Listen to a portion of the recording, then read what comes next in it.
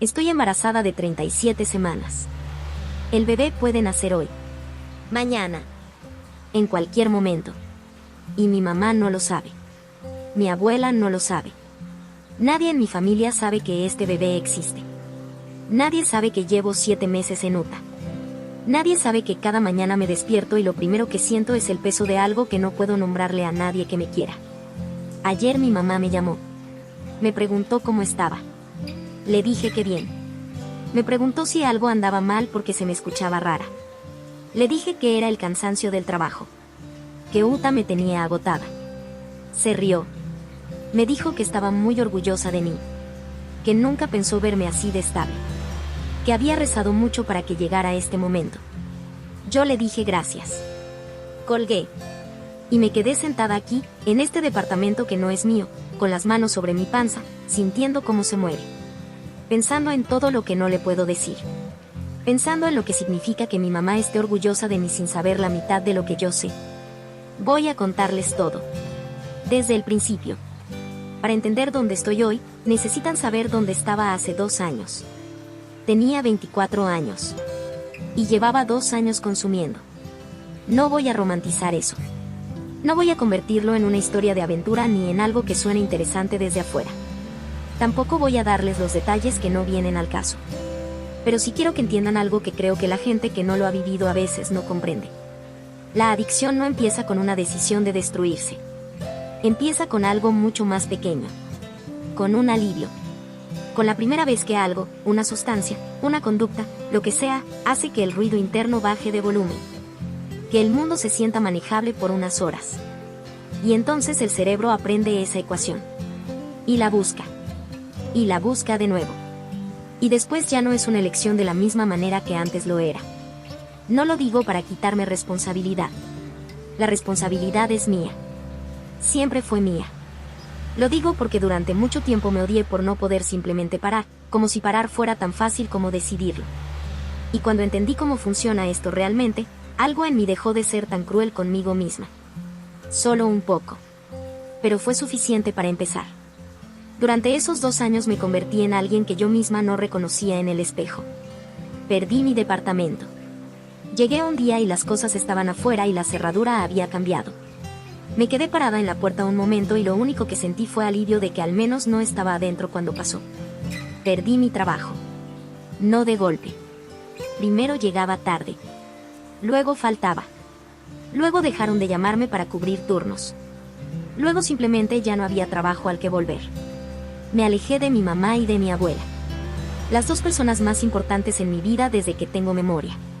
Me alejé no porque no las quisiera. Me alejé porque desaparecer era más fácil que estar frente a ellas y que me vieran. Porque verme en sus ojos con lo que me estaba pasando era más de lo que podía soportar. Así que no les devolví las llamadas.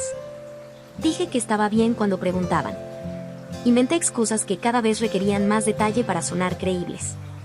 Y con el tiempo las llamadas se fueron espaciando porque ellas también aprendieron que preguntar no servía de nada. Viví en 3 lugares distintos en 6 meses. Con gente que tampoco estaba bien.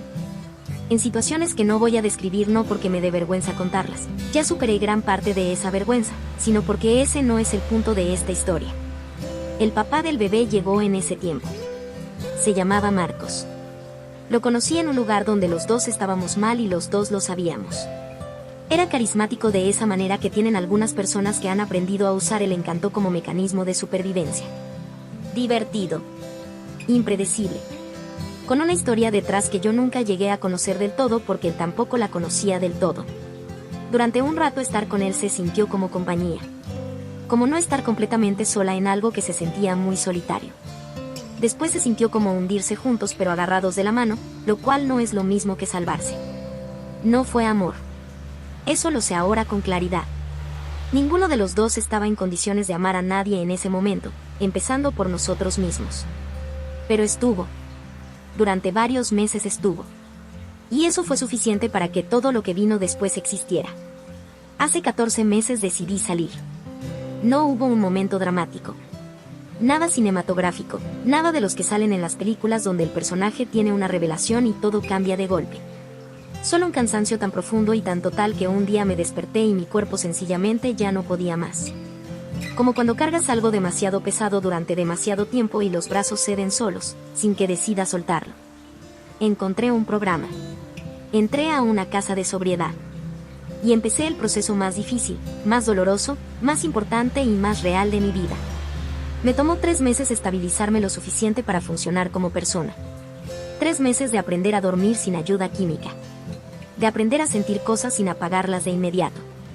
De aprender que el malestar no mata, que se puede estar incómoda y seguir existiendo, que el cerebro tiene la capacidad de regularse solo si uno le da tiempo y condiciones.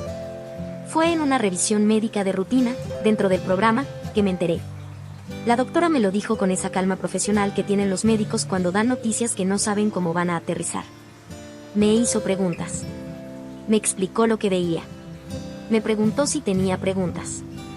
Yo no tenía preguntas.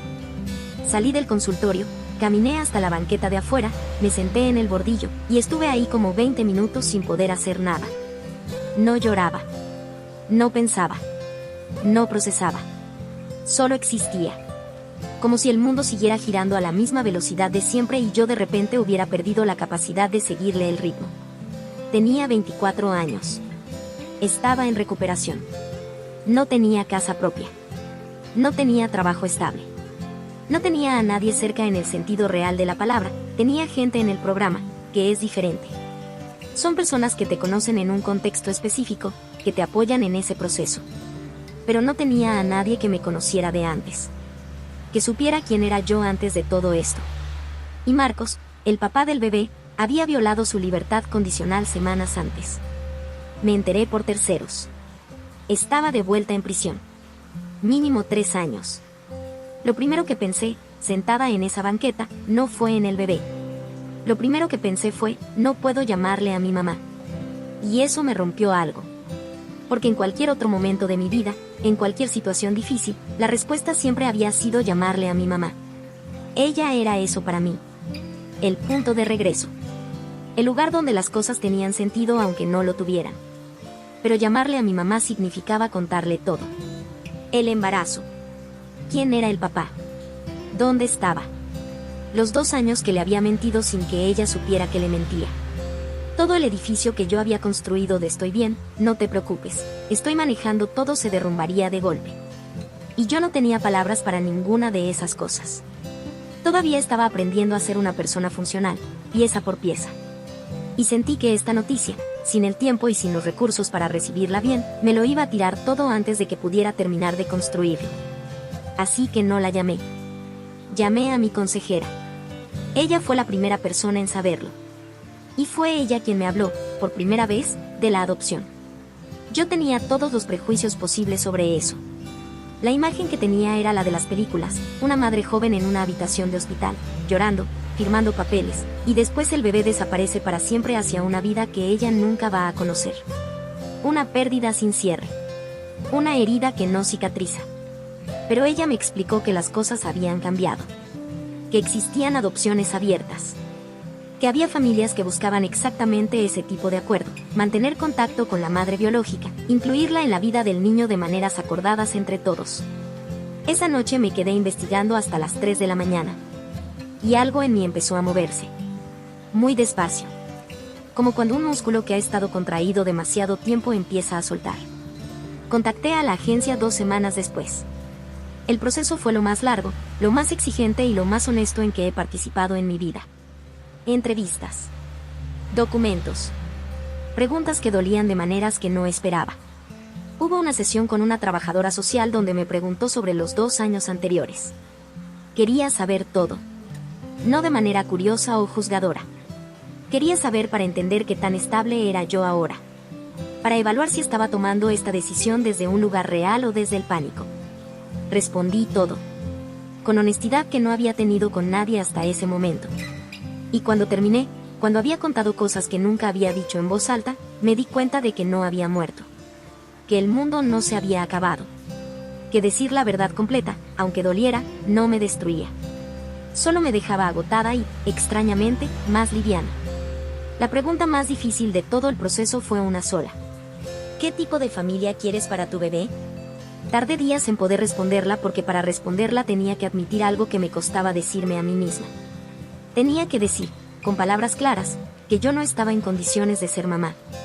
No en este momento. No así. No con todo lo que todavía estaba construyendo dentro de mí. Y quiero que entiendan algo, porque sé que hay personas escuchando esto que pueden juzgar esa decisión sin entenderla del todo. Eso no significa que no lo quiero. Lo quiero. Lo he querido desde el primer momento en que lo sentí moverse, que fue mucho antes de que yo supiera cómo procesar eso. Lo quiero de esa manera brutal e irracional que no tiene explicación y que nadie que no lo haya sentido puede entender del todo. Pero querer a alguien y poder darle lo que merece son dos cosas distintas. Y yo lo sabía. La agencia me presentó perfiles de familias. Leí muchos. Algunos perfectos en papel, con casas grandes y trabajos estables y fotos bonitas de vacaciones en familia. Pero no me movían nada por dentro. Los leía y lo que sentía era solo, no. Hasta que llegué a uno en particular. Él es maestro de primaria.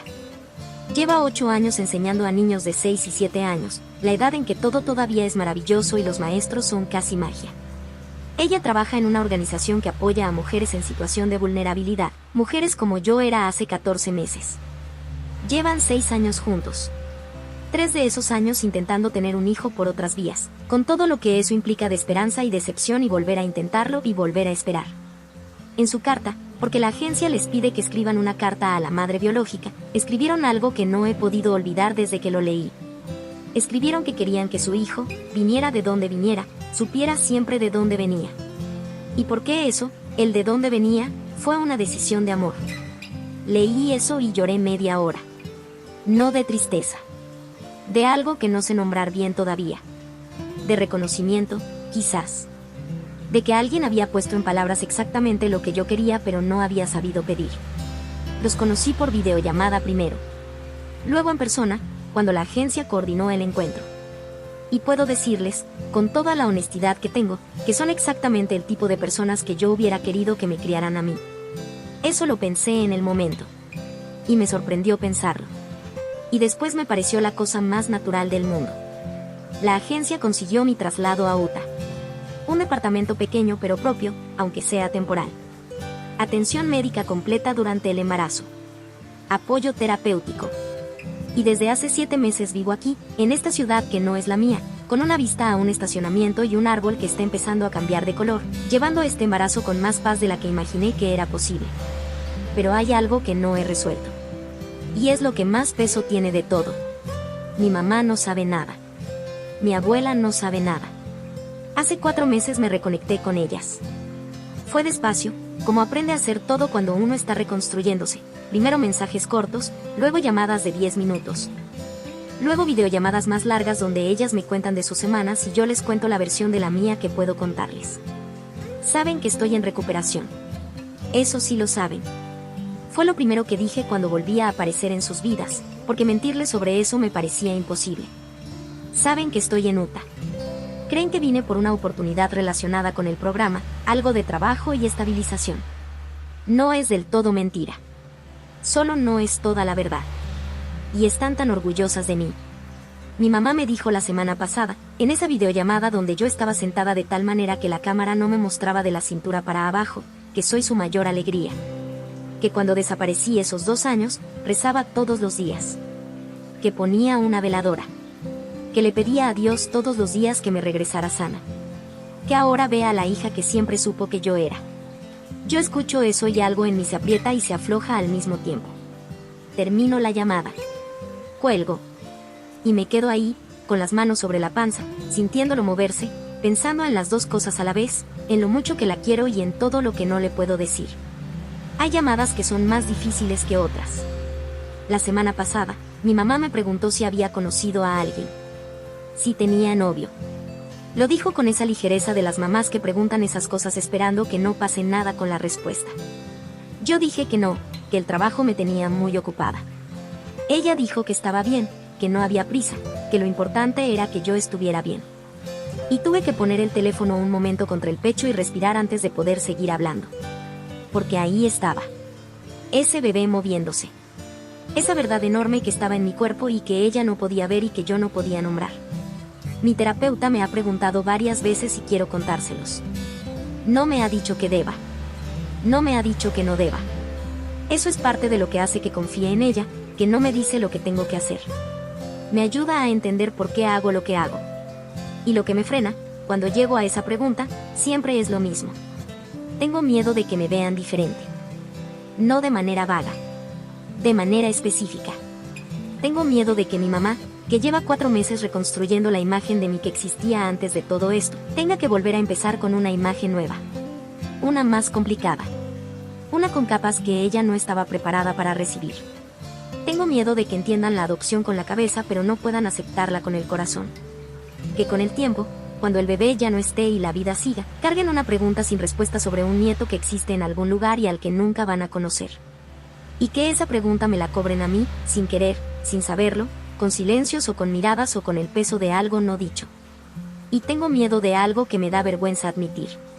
Tengo miedo de decepcionarlas justo cuando más estoy tratando de no decepcionarme a mí misma. Porque lo que estoy haciendo me cuesta. Cada día me cuesta. Y lo estoy haciendo de todas formas. Y necesito creer que soy capaz de hacerlo. Y no sé si puedo cargar también el peso de su reacción, sea la que sea, mientras el bebé todavía está aquí y los papeles todavía no están firmados y yo todavía necesito toda mi energía para seguir de pie. ¿Es egoísta eso? Probablemente. Pero es la verdad. El bebé puede nacer hoy. Esta noche. Mañana temprano. Y ellas siguen sin saber. Hay una parte de esta historia que no esperaba. No esperaba que la familia adoptiva se convirtiera en algo real para mí. No de esta manera. Hablamos 2 o 3 veces por semana. Videollamadas cortas donde me cuentan cómo va la preparación. Me mandan fotos del cuarto que están armando, celeste, con una ilustración de un oso en la pared que ella pintó a mano. Me preguntan cómo estoy. No solo del bebé. De mí. Cómo dormí. Cómo estuvo la semana. Me preguntaron si quería que el bebé tuviera algo mío. Un objeto, algo físico que viniera de mi parte. Tardé 2 días en contestar porque no sabía cómo procesar esa pregunta. Al final les mandé una carta. Escrita a mano, en 3 páginas, que me tomó 4 borradores. No sé qué decía exactamente. Sé lo que quería que dijera, que lo quiero, que esto fue la decisión más difícil y más consciente de mi vida, que espero que algún día entienda. Ella me mandó un mensaje hace 2 semanas. Lo tengo guardado en el teléfono. Lo leo cuando los días se ponen más pesados. Decía que lo que estoy haciendo requiere un amor que muy poca gente entiende. Y que van a asegurarse de que él lo entienda algún día. Hay noches difíciles. Sería deshonesto de mi parte no decirlo.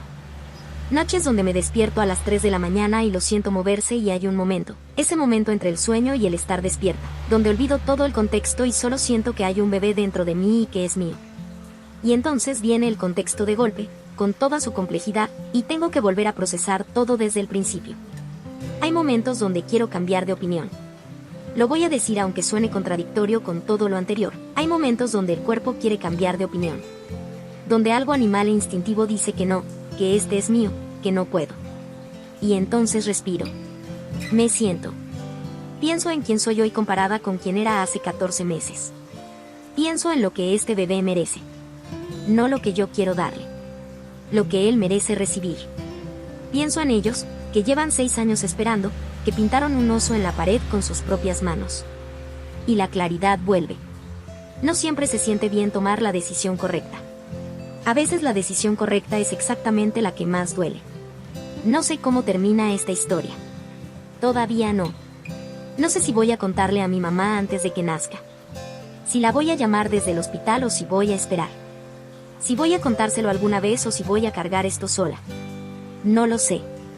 No tengo respuesta para eso todavía y aprendí a hacer las paces, aunque sea temporalmente, con no tener todas las respuestas. No sé cómo me voy a sentir el día que firme los papeles finales.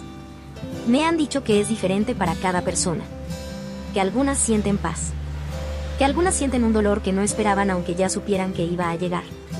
Que algunas sienten las 2 cosas al mismo tiempo y que eso también está bien.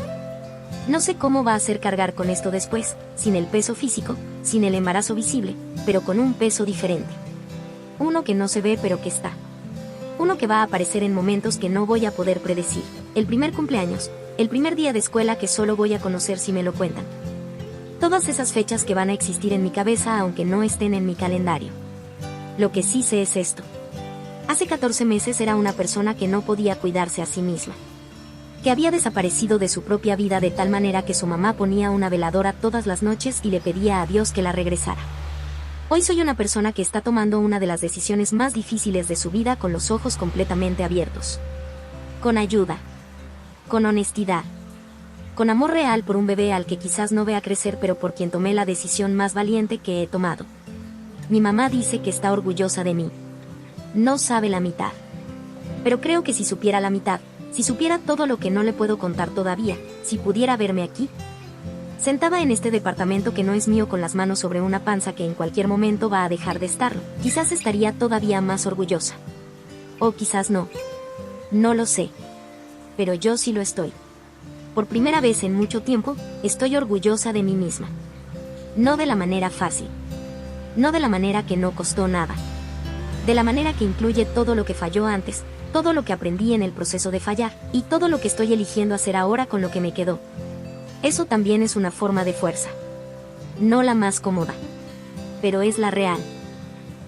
Si llegaste hasta acá, gracias por quedarte. Si estás pasando por algo parecido, una adicción, un embarazo que no esperabas, una decisión que nadie a tu alrededor entiende, un secreto que pesa más de lo que puedes cargar sola, quiero que sepas algo. No estás sola. Aunque se sienta así. Aunque a tu alrededor todos parezcan tener vidas que se desarrollan de manera ordenada y la tuya no. No estás sola. Pedir ayuda no es rendirse. Es lo único que funciona. Cuídense.